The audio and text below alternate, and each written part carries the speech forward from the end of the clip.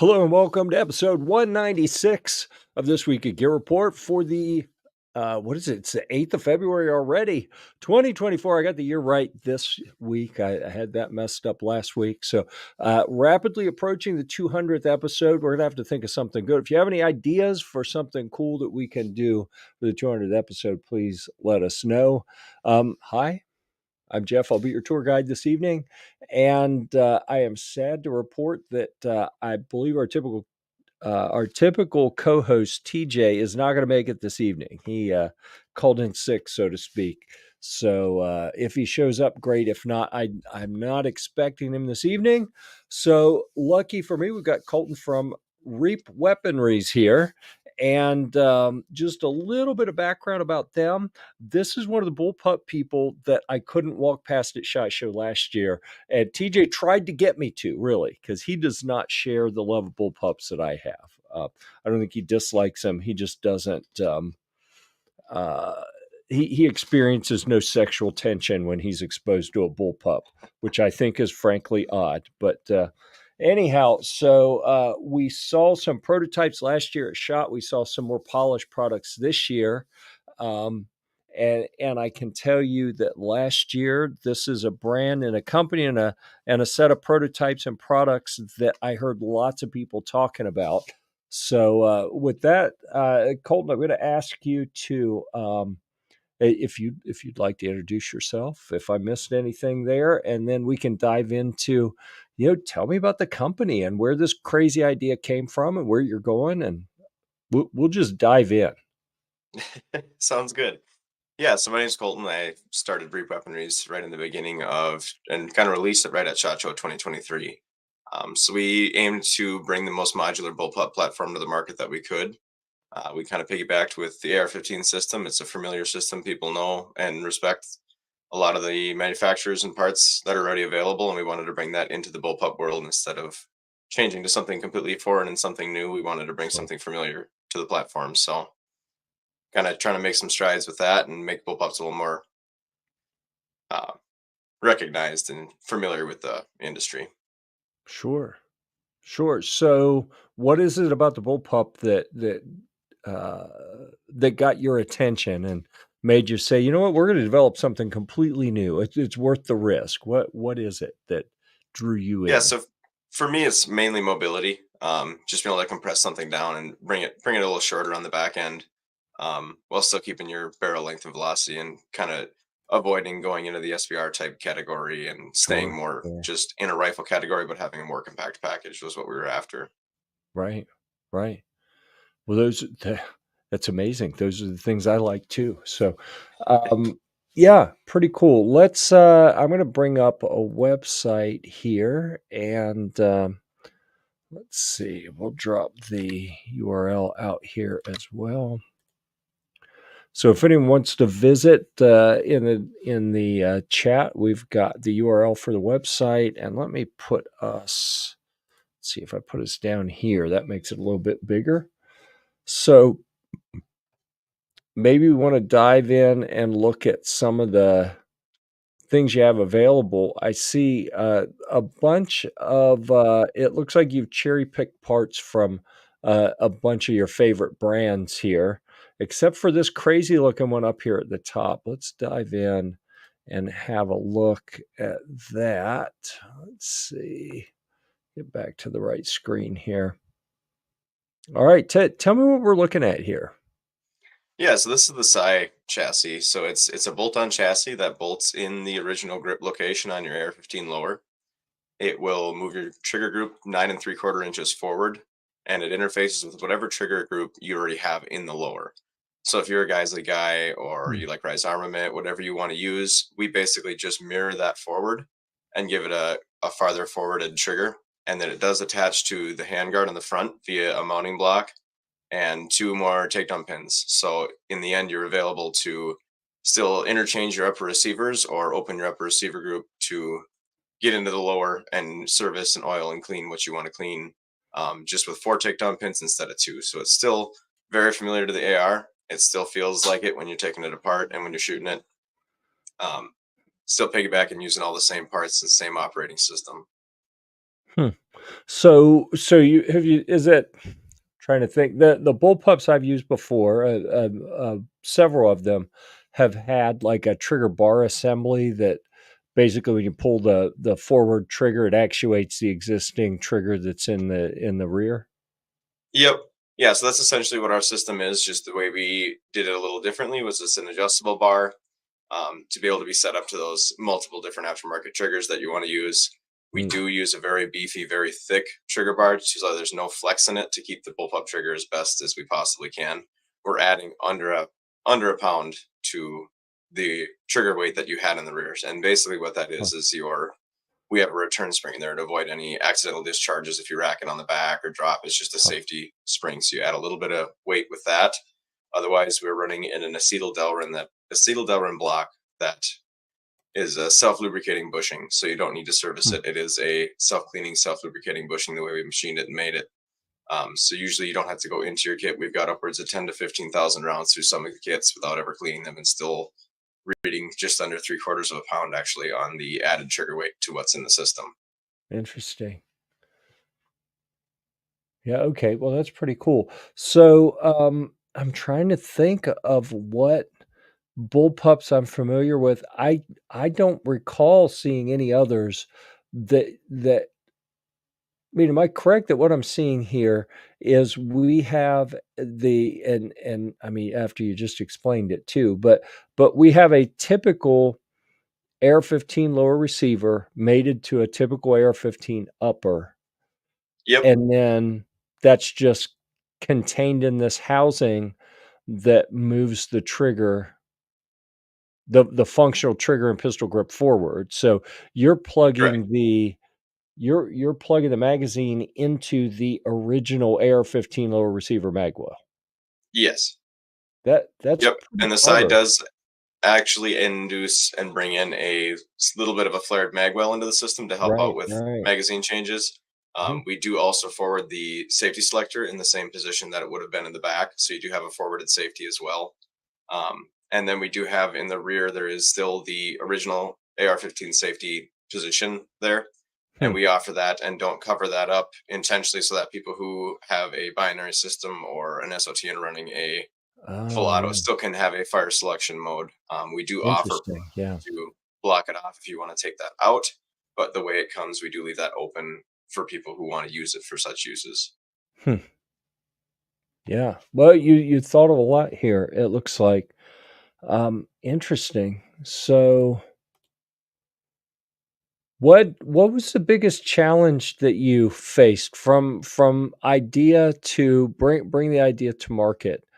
Um, was there anything that, like, surprised you or just really stumped you for a while? I'm trying to get everything down as far as there's so much on the market now that it's hard to there's no standard, as Mm, I should say. There's so many hand guards on the market. There's so many different grips, and the floor plate on every grip is a little bit different. So sometimes it takes a mm, longer screw, sometimes it takes a shorter screw. So there's right, just things just kind of getting it set up as far as what certain customers are using or what people are trying with it. That is the fun of it, is really trying to do something different with familiar parts. right. Yeah, yeah, absolutely. So, you said an additional roughly 3/4 of a pound to additional pound added to the trigger pull weight.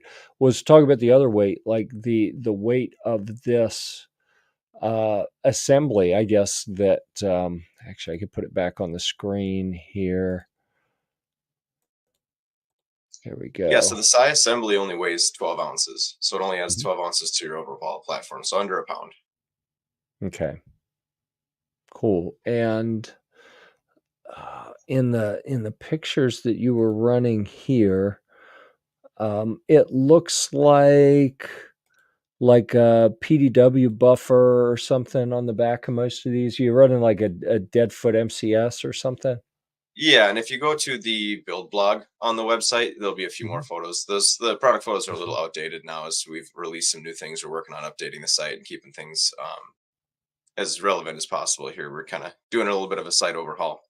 Right. Um, but the in what we have currently, yeah, there was two right there on the bottom. Yep. Uh-huh.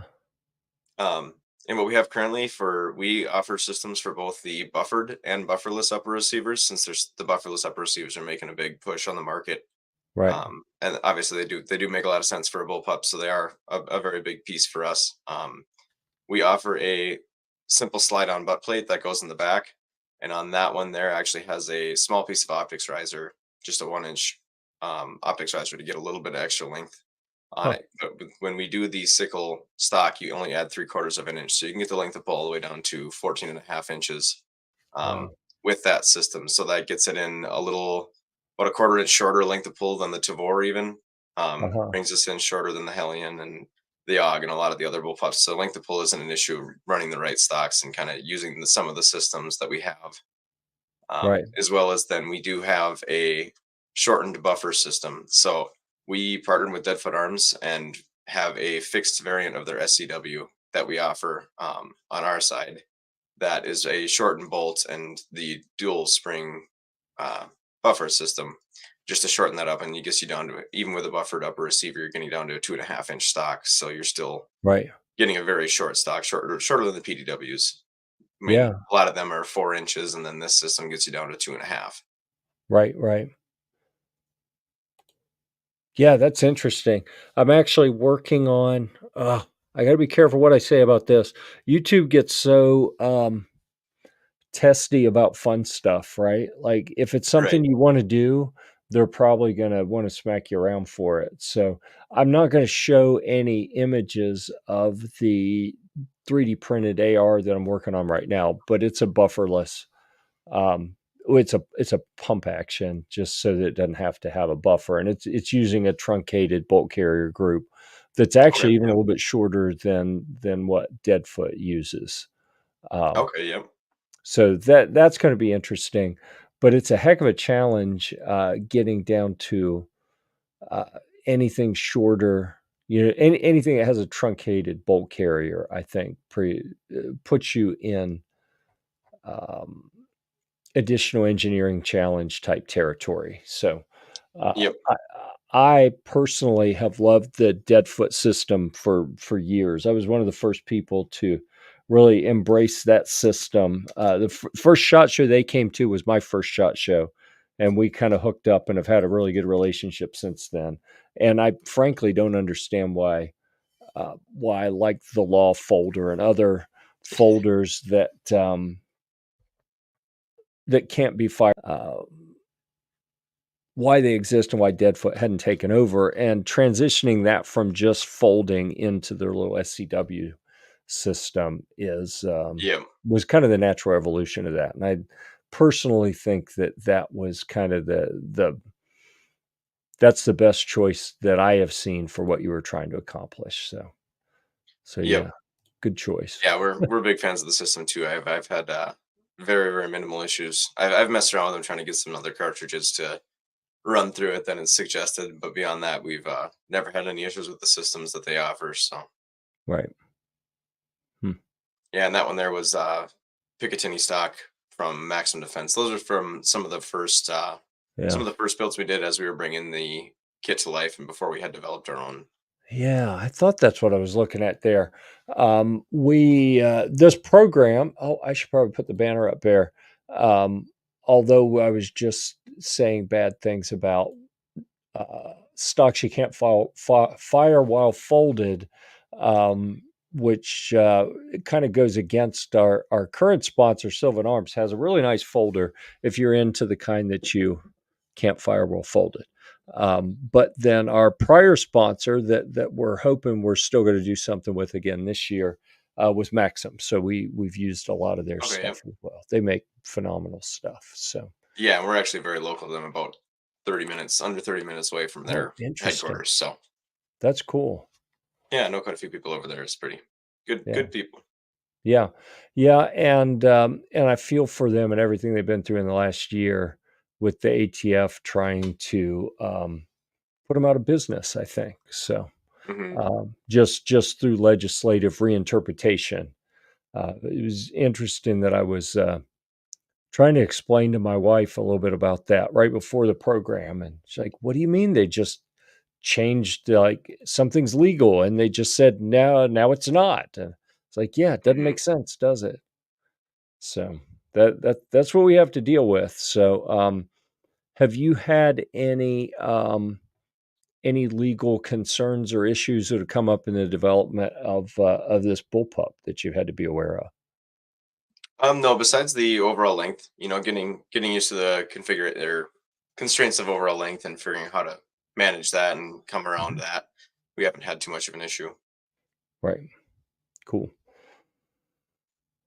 Okay, so last year at Shot, if my memory is correct, last year at Shot you had 3D printed prototypes, and I think right before the program you were telling me that about a month after Shot you had some production stocks. So what kind of timeline did you have to deal with from conception to having those prototypes ready and then initial prototypes to actually having a production model available? Yeah, so when I first came up with it, it was kind of, I'd say the tail end of 21. And then over the first year, I kind of, for some reason, came to me. And over the first year, I just brought it to the engineers and had it drafted and kind of nitpicked how I wanted to get it from my head onto paper. And we kind of started prototyping and went through a design process and got things refined as we went. And a few prototypes changed some dimensions and maneuvered around a few restrictions that we came across, but it really did come together pretty quick for us. We were able to bring it in. And actually, when we came to Shot for 23, we had molds, injection molds, already under the knife, getting made. We were just waiting on that to come back. So Wow. we had kind of fired off a small 50-unit pre-order at that time, and I believe after Shot we filled that, and then kind of brought it into production right away. And I think right about the end of February, we were shipping the first initial 50 units. And then it's been kind of spitballing and rolling from there. Wow. So a year since you shipped your first units. Yeah. Yep. We're Okay. coming up right on it. Yep. So how's that been? Like bringing It's a new been very good product to for us. market. That sounds like a daunting challenge. So Yeah, yeah, how's it's that been go? very good. We made a really big point to be on customer service as much as we can and help out the Hmm. people who chose to believe in us and give us a chance on the beginning, and really push that pretty hard and try to help out with as much as we can. And some people have bought it and tried to build some systems that I didn't even think about, that some of them Mm, work and some of them don't. That's the beauty of it, is that it's the yeah. next step for us. And in my eyes, I guess the next step of building AR-15s is kind of really trying to change up the platform with a different chassis and a different orientation of using it, Hmm. um, versus just a few different anodized parts or something of that nature. Just really try and do something new, Sure. which it ruffled some feathers for a lot of people. We definitely Huh. took our end on that one. We knew that was coming, but we got through that, and now we're kind of building some credit as we get some people reviewing it and get some good guys testing it and seeing that we're not joking around and we're here to stay. So Sure. it's been good. Definitely a lot of work and a lot of late nights, a lot of late hours, working every weekend. It never quits. But I grew up a farmer, so, and still dairy farm to this day. So it's no different to me. Being busy 7 days a week is just the name of the Right, game for right. me. Yeah, that's just life, I guess. Um, yeah, so I think I touched on earlier that I know that my friend Dustin got one of these units, and he had been a little skeptical, I think, early on. I don't know if he was publicly skeptical or just in private he was skeptical. I maybe I'm saying things I wasn't supposed to say out loud here, but that's part of the reception that you got. While as Mhm. walking past the booth, it caught my eye, and I stood there for like a minute trying to figure out what I was looking at, and letting all the pieces fall together mentally. Um, and I think that what I saw is there were some people that weren't able to ever assemble the pieces mentally. Yep. And I think part of that is just an aversion to bullpups. Some people don't like Right. bullpups. Right. And we Those even had it a people are couple times crazy. where, yeah, we had a couple times where guys would just walk by and we'd try and stop them and tell them about what we're doing. They're like, "No, I'm not interested in another bullpup shotgun," and just kept going. It's like, well, I didn't even get time to change your mind, or tell you Yeah, that that's yeah, not what it is, yeah. which is So understandable. And bullpups aren't for everybody. It's it's a different way of doing the same thing, and some people just aren't open to it, which we're trying to Sure. make believers as we go, and it's a slow process, but we're staying Well, on it. working with the AR platform, it's so easily adaptable, and your average person with very little specific tools or skill set even can swap parts on your Mhm. typical AR. Like Right. the barrier to entry for, I don't want to say customizing ARs. I certainly don't want to suggest gunsmithing because I think that's a different level of work. Right. Precision fitting and manufacturing parts and things like that. I think are different than people buying new parts and swapping parts around.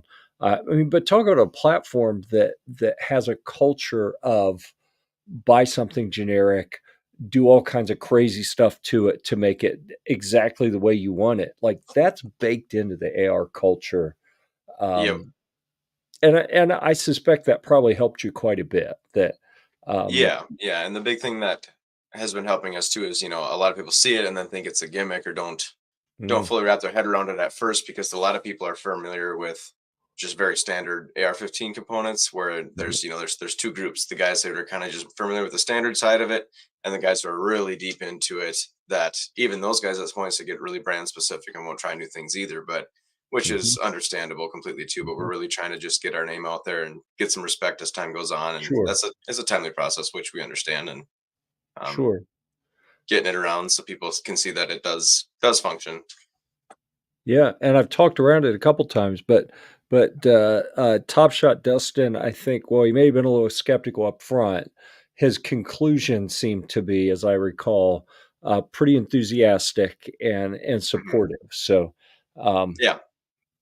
so I thought that was pretty good because I have not shot one. I don't know. Did you have one at range day? Have you had one out at a range day yet? No, no, we have Oh, I not. didn't think I'd seen it anywhere. Like, I haven't had a chance to do anything but hold them in the booth both years there at SHOT Show, but, it seems to me like you're on the right path, and, aesthetically, it's different enough that I think you're gonna get a lot of people's attention, and as they see it and realize it's available, you'll get some traction with some people, and other people for purely aesthetic reasons, I'm sure will just be like, "Well, Yeah. no, that looks stupid." Well, you know what?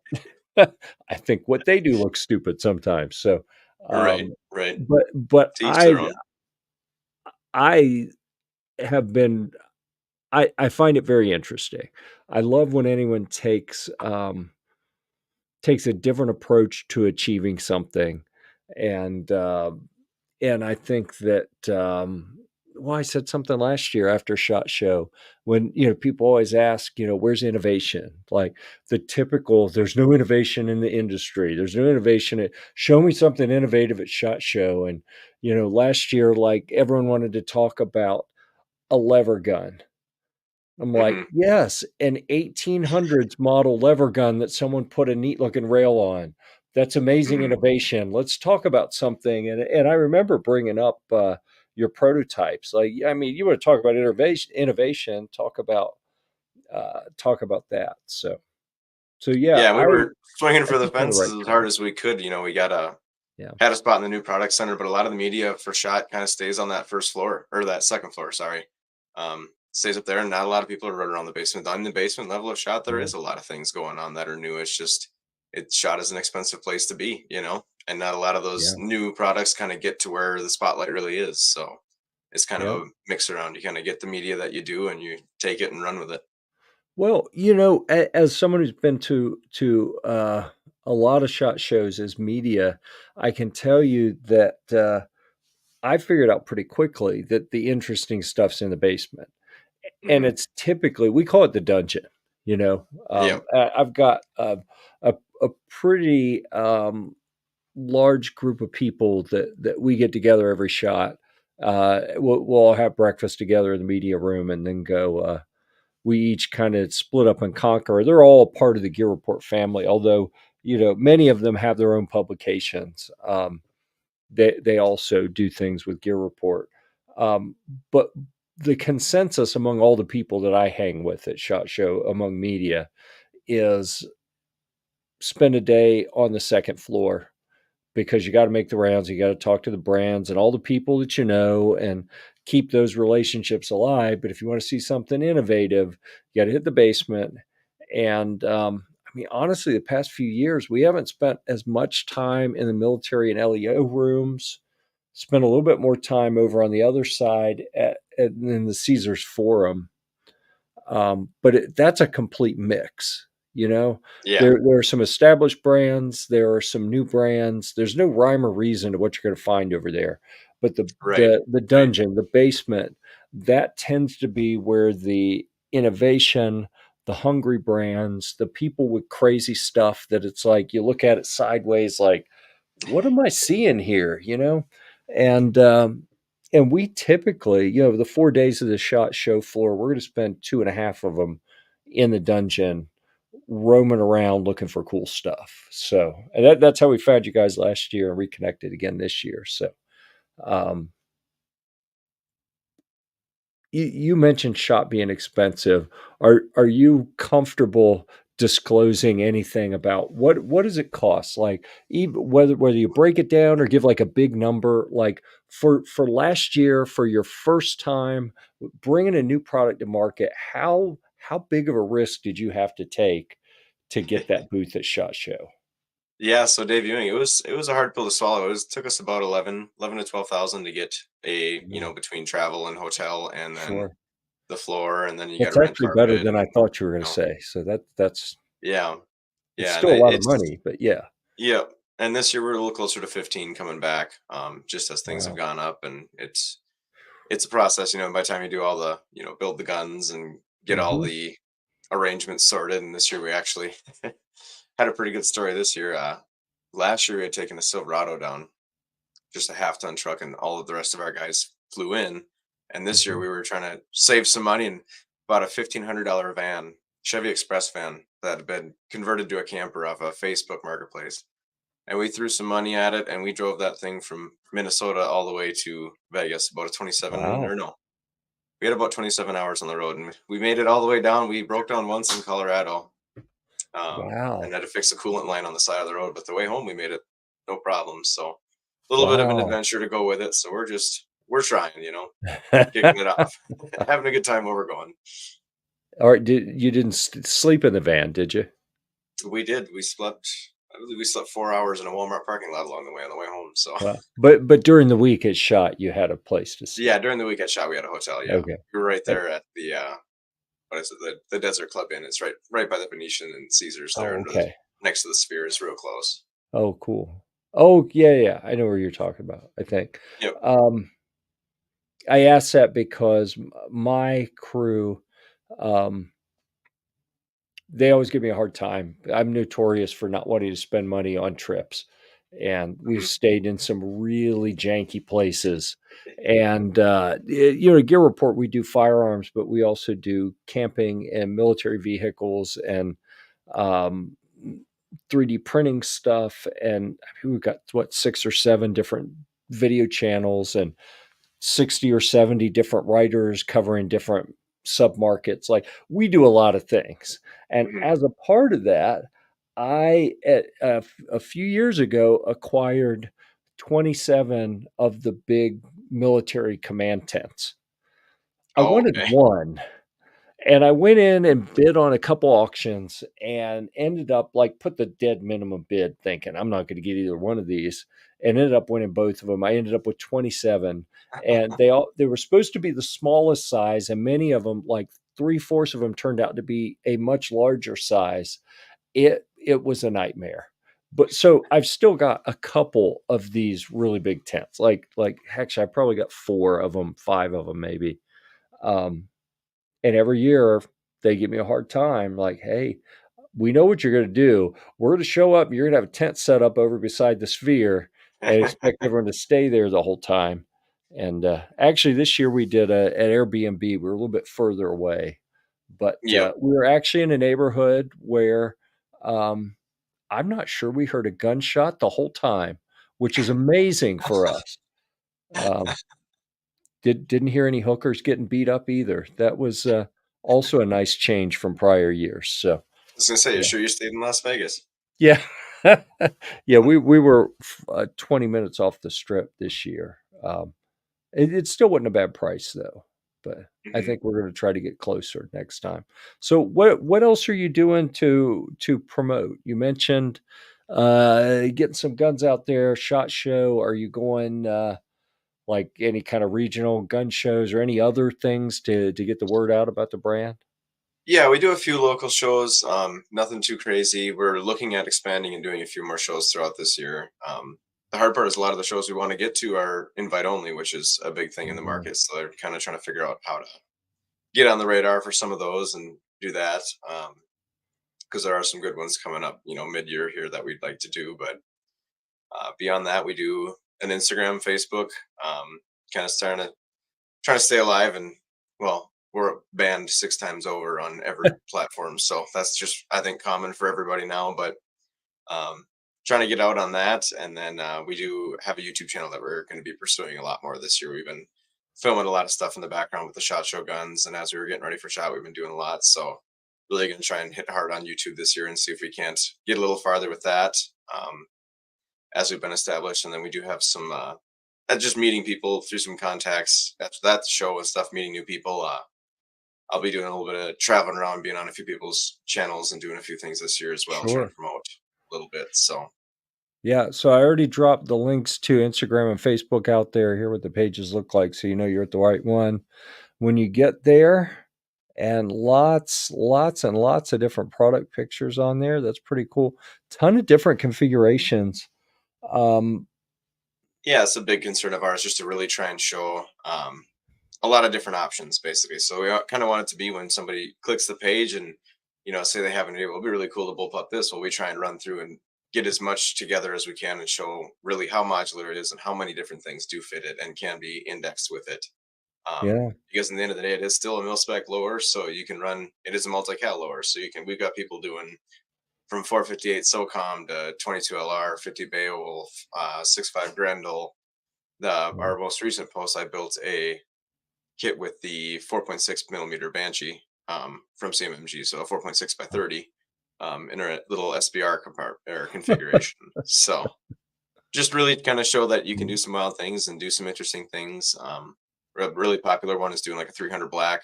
Got a lot of guys that are liking doing that and Oh shortening it up yeah, with the suppressor. yeah, Nice, compact, tight little guns. So yeah. That does sound pretty cool. Um, and yeah, there's that little one in the middle there. What's this guy that you're holding here on the? I guess it would be left of the right of the picture, whatever.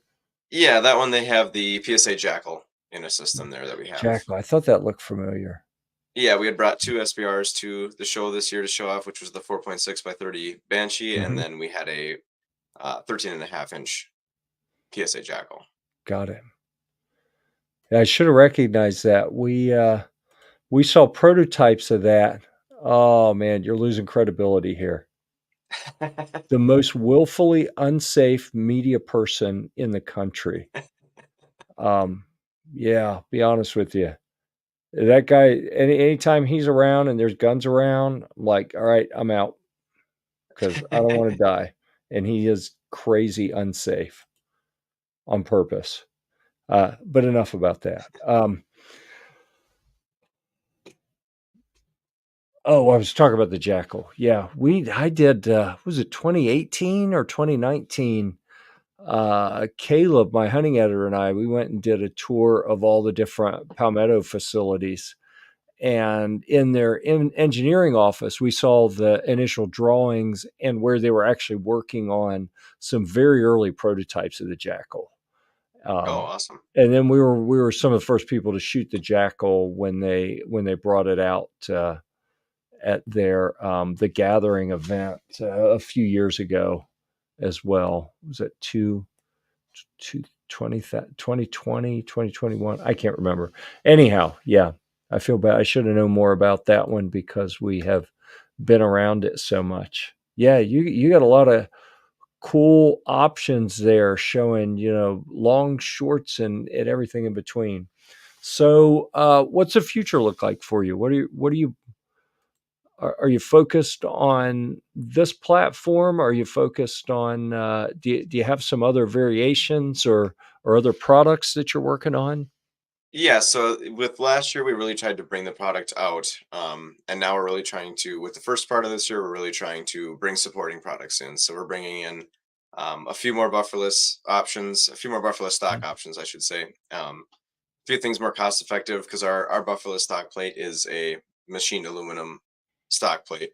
And then we're going to bring another variant of that in because we have a curved one now, and then we're going to bring in a flat one, as well as then we'll have both of those variants available in a MJF 3D printed version as well to try and cut some costs for people that don't want to drop the $95 to get that, and kind of try and wrap the system up a little bit there, as well as we've got some rail systems coming in, optics rail systems, Mhm. that lock the handguard and upper receiver together so you get a better retention of zero on your forwarded optic.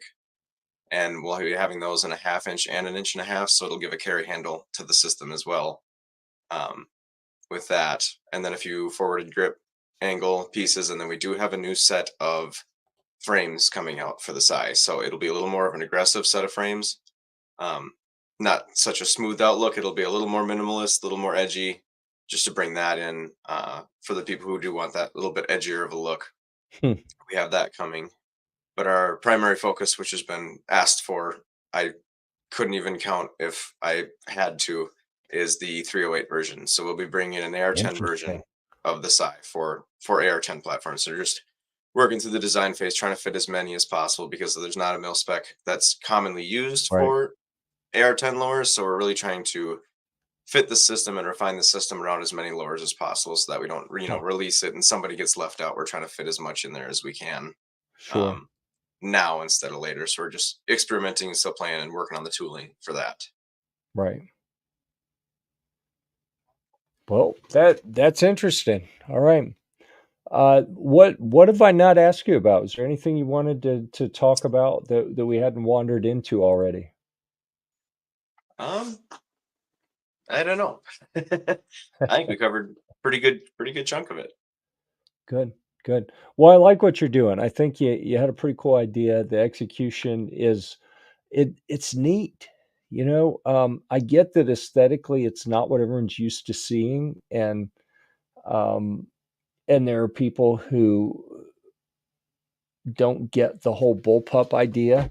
I mean, Yep. if you think you have a challenge, I had for a while a Mosin Nagant bullpup.